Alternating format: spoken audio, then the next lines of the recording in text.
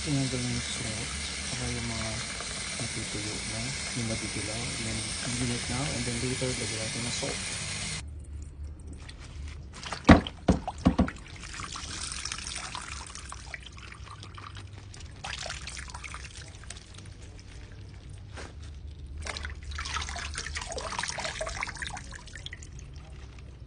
Ito na yung katas. Ito na yung sa dami na yun. Ito na yun. Akala ko naman ang dami magaga. Eh, kasya na nga rin. Tapos ito yung hugas bigas. So ibababad after nilagyan ng asin. Tapos lubog yan. Kaya lang, baka marami. Ay, marami nga yan.